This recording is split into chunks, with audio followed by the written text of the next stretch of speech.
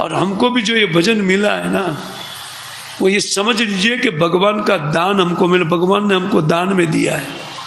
ये किसी भी सुकृति के कारण ये भक्ति मिलेगा नहीं, चाहे विधि भक्ति हो कोई भी भक्ति हो, सुकृति से बल से नहीं मिलती है कभी भी। इसमें कोई सुकृति नहीं है, भगवत कृपा। जिनके ऊपर विशेष मन आ जाता है, जिस जीव के ऊपर, उनको इस हरे कृष्ण मूवमेंट में भेजा जाता है।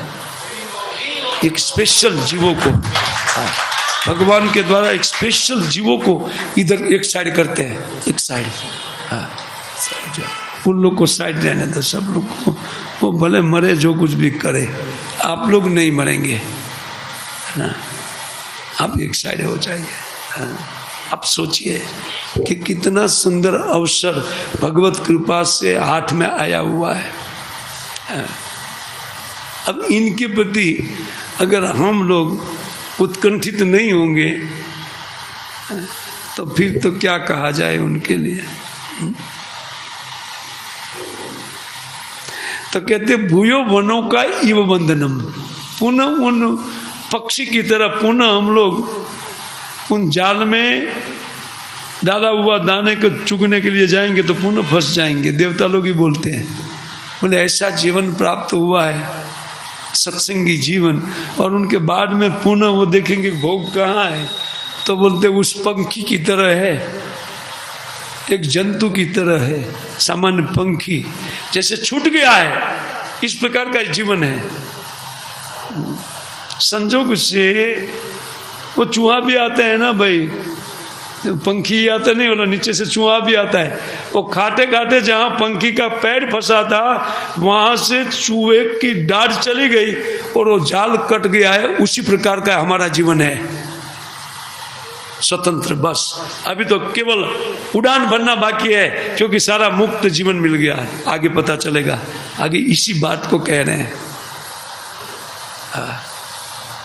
क्या क्या वस्तु हाथ में है, विधि भक्तिकारी के हाथ में भी कैसी वस्तु है, इसको कहेंगे आगे। तब जाकर के भक्ति की महिमा हमारे हृदय में चढ़ेगी। तो कहते हैं कि इदानीं इसमें परपट में जाना जरूरी है, क्योंकि ये प्रश्न, ये जो श्लोक है, वो श्लोक सनातन गोसाई पद हम सबके लिए लिखा है। देखो, सबके गर्भ में रक्षा कौन करता है? भगवान। ये नहीं यार परीक्षित के लिए किया था, हम लोग तो ऐसे दे दिया भजन कर रहे। नहीं नहीं, भक्ति कराने के लिए पेट में रक्षा करते हैं भगवान। हाँ, ये आगे चल कर भक्त बनेगा, मेरा भजन करेगा, लेकिन हम लोग उनकी उपेक्षा करके जी रहे हैं, खा रहे हैं, आनंद से नाच रहे, गा रहे, या सो रहे प्रेम से। उपेक्षा हो गई, ये भगवान की उपेक्षा करके। बाकी हमारा भी गर्भ में रक्षण उन्होंने किया है, प्रत्येक जीव का गर्भ में रक्षण भगवान करते हैं जी। ये हमारे लिए जरा इसमें पढ़ना जरूरी। इदानीम अस्य प्रश्नस्य प्रतिवचनम भगवत श्री कृष्णस्य परम कारुण्येन एव सुसंपद्यते इति। कहते हैं अभी जो यहाँ प्रश्न जो पूछा जा रहा है, उनके प्रतिश्रुति प्रतिवचन को सराहना कर रहे हैं। क्यों? बोले कृष्णस्य परम कारुण्येन, भगवान की परम करुणा से आपके गर्भ से मेरा जन्म हुआ है, क्योंकि आप जैसे भक्त के गर्भ से। और हमको भी भले भक्त के घर में जन्म नहीं लिया हो हम लोग, लेकिन फिर भी हरे कृष्ण मूवमेंट में आकर के दोबारा जन्म हुआ है ना, क्योंकि दोबारा भक्त के रूप में जन्म दिया है। गुरु महाराज ने दीक्षा शिक्षा दे करके एक भक्त के रूप में जन्माया है, और ऐसा दूसरा जन्म ले करके भी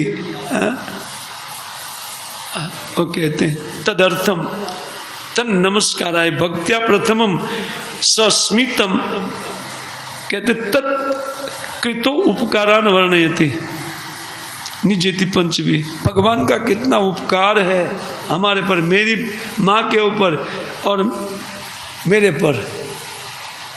जब तक हम भगवान के उपकार को नहीं समझेंगे ना, हमारा भजन शिथिल चलता रहेगा। हाँ, में शिथिलता आएगी, क्योंकि हम उनके उपकार को नहीं समझते हैं। उपकार को समझने वाले का भजन रुक नहीं सकता है। क्या कितना उपकार है ना,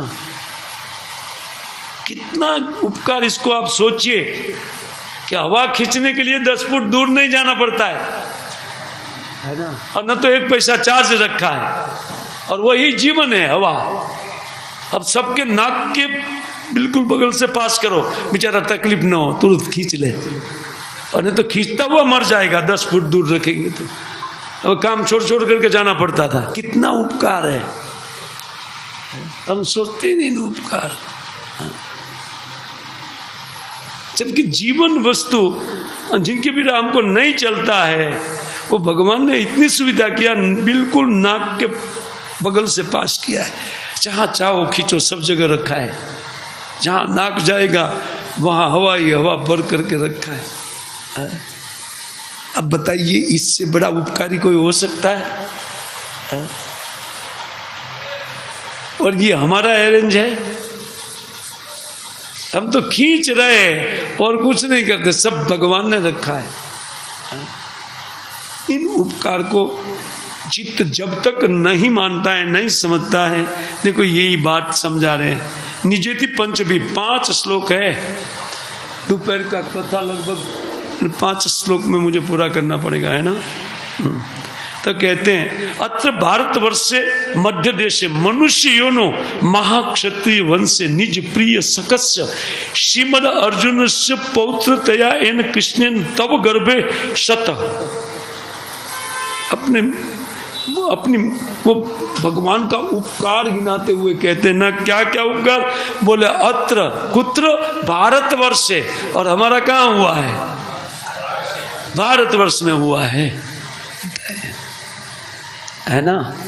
अरे कहीं अफ्रीका के जंगल में हो गया होता तो मर जाते थे मनुष्य, वो दूसरे मनुष्य दिखाई नहीं पड़ते थे उनके बिरादरी, क्योंकि दूसरा मनुष्य देखते थे खा जाते हैं वो लोग, क्योंकि मनुष्य खाने के लिए बनाए हैं। ऐसी योनियां हैं मनुष्य की जंगलों में।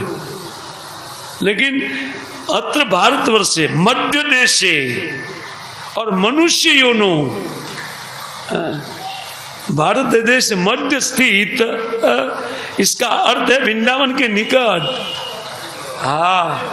बहुत ज्यादा दूरी पर नहीं, मध्य देश से मनुष्य योनो। हस्तिनापुर की बात है, वृंदावन कितना दूर है वहां से? आप देखो, वो कहते मनुष्य योनो, और मनुष्य योनि में महाक्षत्रिय वंश।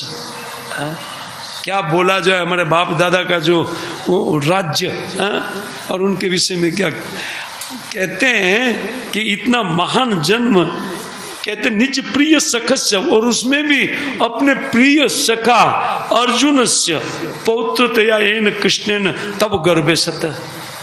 कितना कितना गिना करके आए, और हमको हवा डायरेक्ट मिल रहा है, फिर भी भगवान की याद नहीं आ रही है।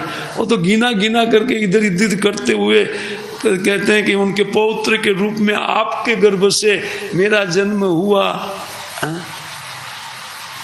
बताओ। और हम तो जिन्होंने भक्ति दिया है उनके सामने ही युद्ध छेड़ देते हैं। थोड़ा बोलना सीख जाए, उनके बाद में एक अपना ग्रुप बोला तो लोग कदम कृष्ण, वो अच्छे भक्त है, हमको प्रचार उन्होंने किया था, है ना। लेकिन अभी मैं अपना कर रहा हूँ, थोड़ा दूरी बना करके रखता हूँ। बताइए वो क्या उपकार समझेंगे भगवान का? जब तक परस्पर ये अमरस की भावना रहेगी तब तक भागवतम में एंट्री नहीं मिलेगी, और तब तक ये कथा में एंट्री नहीं मिलेगा। बहुत सुखपूर्वक सोएंगे, कथा में भी अत्यंत सुखपूर्वक सोएंगे।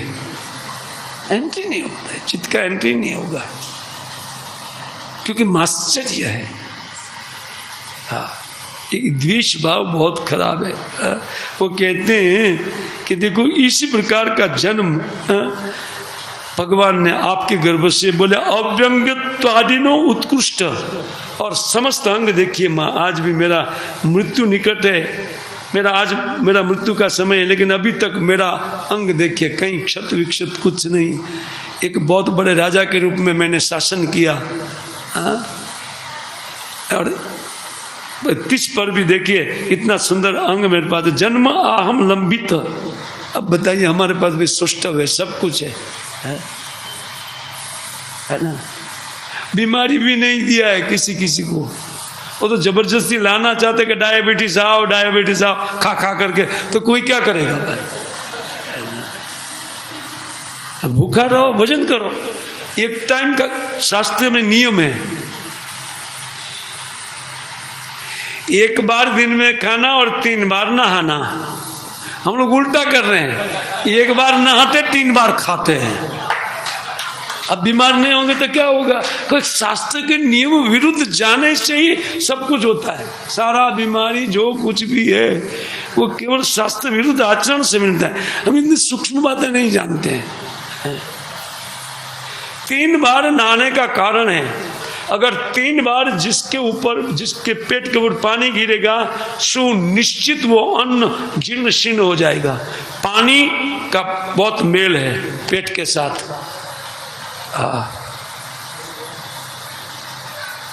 जो 3 बार नहाता है ना, यहां तक लिखा है कि जो व्यक्ति स्नान करेगा और स्नान उनके नेत्रों से या ये नैनों से अपने पेट के ऊपर गिरता है, उनके पितर नाचते हैं स्वर्ग में।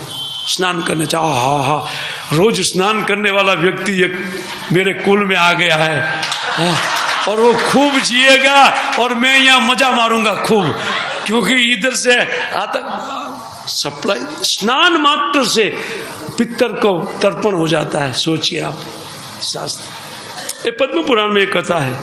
हाँ, स्नान करने मात्र से। अब सोच रहा, और हम ये कहे किसी का उपकार समझते ही नहीं है। भक्ति में ला दिया तो जैसे मान लीजिए कि सेवक बना लिया अपना।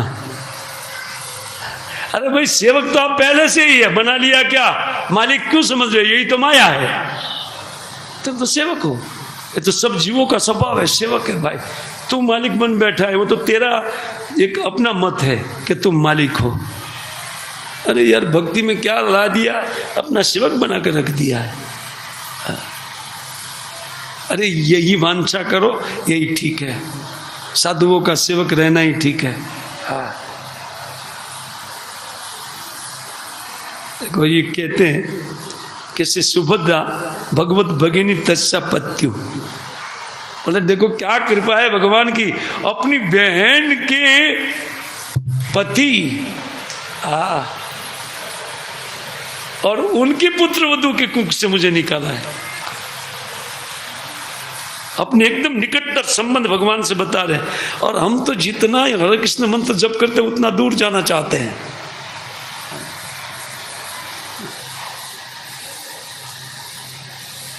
होता है ना, बोले प्रभु जी हाथ में माला लेते ही मन पता नहीं कहाँ दूर चला जाता है।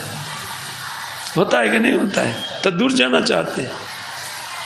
और ये तो दूर का संबंध दिखा करके वर्तमान में भगवान का उपकार वो मान रहे हैं। वो कहते हैं न तू तस्यैव अन्य पत्नी कस्यति भगवता स प्रेम संबंध विशेष सूचितम। कहते हैं इसलिए अर्जुन का नाम दिया गया है कि अर्जुन की जितनी पत्नियां थी उनमें से सुभद्रा श्री कृष्ण के जो प्रेम करती है उतना प्रेमी कोई नहीं था अर्जुन की पत्नियों में। देखिए अर्जुन को तो बहुत पत्नियां थी ना, तो माता के संबंध से अपनी सराहना करते। गर्भांतर धृत चक्र गदेन एन ब्रह्मास्त्र, तो कहते अहम अवति अवित सहित भक्त्या न बाल्य नरेश निज रूप परीक्षण नीतो मुहुर परम भागवत उचितम यत। अब उस दूसरे उपकार को बोले जिन्होंने गदा और चक्र धारण करके उन माता के उदर में उन अश्वत्थामा के ब्रह्मास्त्र मेरी रक्षा किया।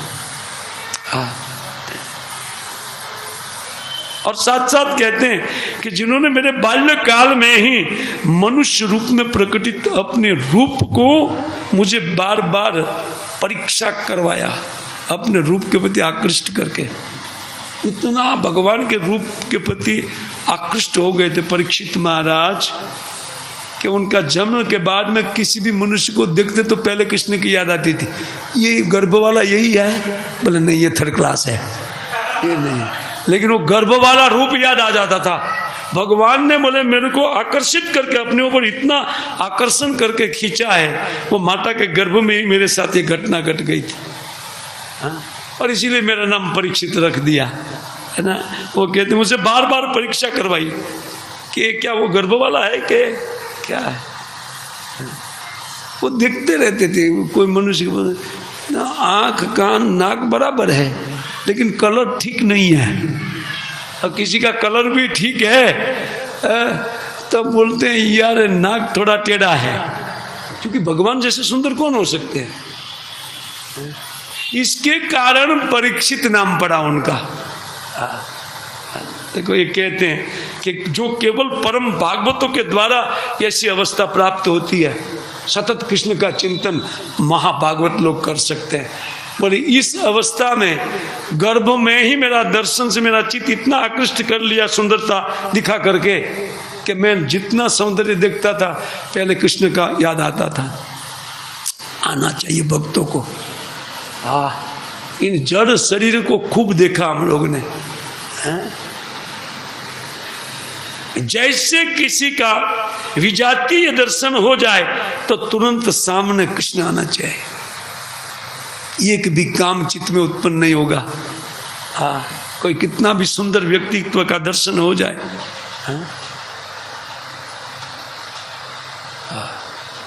कुछ कामना उत्पन्न नहीं होगा। इसीलिए ये परस्पर स्त्रियों के लिए पुरुष का दर्शन और पुरुष के लिए स्त्री का दर्शन। हम लोग भक्त हैं, श्री भगवान की याद उसी टाइम लाना है जबरदस्ती। ये शिक्षा है। भक्तों को क्या सीखना चाहिए? भक्तों को ये सीखना चाहिए कि जब भी कोई सुंदर व्यक्तित्व के प्रति दृष्टि जाती है तो तुरंत मेरे भगवान ने क्या सुंदरता दिया है, ये कृष्ण का सौंदर्य है। क्योंकि अपने से किसी के पास ताकत नहीं है कि कोई अपने से सुंदर बने, नहीं तो सुंदर ही सुंदर भर जाते थे।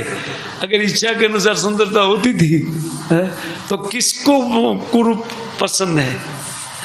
अच्छा फर्स्ट क्लास का कलर, सब फर्स्ट क्लास का, लेकिन ये इच्छा से कर्म के आधार पर होता है। लेकिन उन कर्मों के बीच में कृष्ण आने दीजिए प्रेम से, वो कर्म से छुटकारा दे देंगे। श्री कृष्ण भक्ति का प्रभाव है। एक बार करके देखना चाहिए। नहीं ये आज हम लोग हरे कृष्ण करते हैं लेकिन ये प्रैक्टिस नहीं करते हैं। ऐसा प्रैक्टिस, ये एक प्रैक्टिस है भक्तों के लिए। अभ्यासेन वैराग्येन च। भगवत गीता, इसका एक प्रैक्टिस करना चाहिए, अभ्यास करना चाहिए, और फिर चित्त में वैराग्य उत्पन्न होगा ही होगा। और तब जाकर के साधन भजन बहुत सुंदर चलेगा, क्योंकि चित्त बटता नहीं है दूसरी जगह में। और भक्ति का उत्तर आकर्षण व्यक्ति को बढ़ता जाता है। कहते धीत चक्रम गदा एन तेन भक्त्या सहित अहम अवित रक्षित तथा च प्रथम स्कंदे 1:12-9। क्षत कहते क्षत जाक्षम गदा पाणी आत्मन सर्वतो दिशम परिभ्रमंतम उल्काभ्याम भ्रामयंतम गदार मुहु। परीक्षित ने जो भगवान का दर्शन किया था, और यहाँ वर्णन सुखदेव गोस्वामी बात करते हैं कि कहते हैं क्षतजाक्षम, वो भगवान अक्षज जो मन बुद्धि से परे हैं, लेकिन उनको उन गदा और अपने हाथ में लेकर के और चक्र हाथ में लेकर के। देखिए यहाँ पर एक बात है, भगवान क्या गर्भ में जाए बगैर गर्भ का रक्षण नहीं कर सकते हैं? कर रहे हैं सबका है? उसमें जाने की क्या जरूरत? ठीक है, तो जाने की जरूरत नहीं थी, ओके, लेकिन परमात्मा के रूप में हृदय में थे, वहां से नीचे उतर गए होते थे तो कृष्ण क्यों घुसे अंदर? समझने वाली बात यह है। महाराज परीक्षित ये बात बोल रहे हैं, या सनातन गोसाई बात ये समझा रहे हैं। कृष्ण ने सोचा कि उतरा, जैसे ताईमाम करती आई और देखा कि ये तो अस्त्र 5 नहीं 6 ब्रह्मास्त्र आ रहा है। एक उत्तरा के गर्भ की ओर जा रहा है। भगवान ने देखा 5 पांडव की ओर। इधर पांडवों का रक्षा किया भगवान ने, और उधर गदा और चक्र वो 2 लेकर के। पांडव की रक्षा में कोई वर्णन नहीं है। अर्थात परीक्षित माल बोलते हैं कितना प्रेम मेरे प्रति भगवान का है, लेकिन एक मैं हूं कि उनको प्रेम नहीं करता हूं।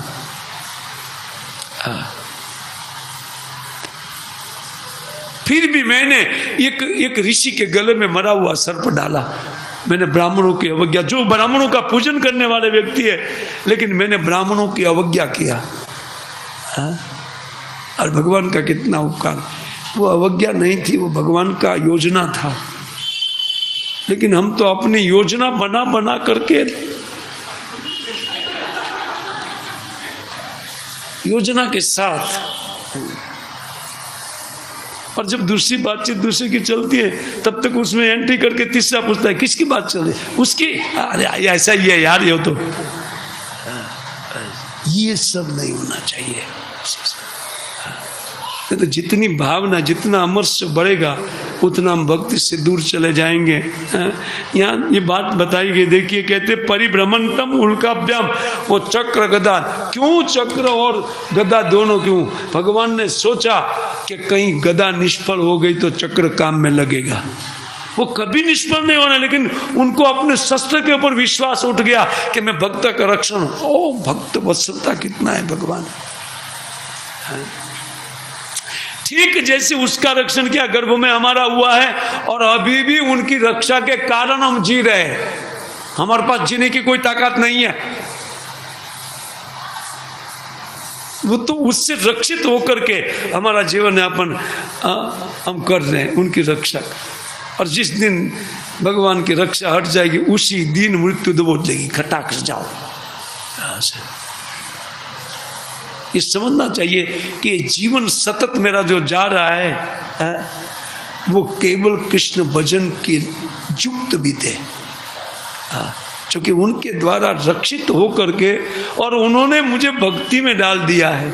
और भक्त लोग ये भगवान के उपकार को समझते हैं, इसलिए किसी का भी अपकार नहीं देखना चाहिए। भक्त नहीं, कोई सामान्य व्यक्ति ने भी अपकार किया है तो उनके अपकार को नहीं गिनता है भगत। अरे नहीं, वो तो जानता नहीं है ना। और भक्त के द्वारा जब कोई भक्त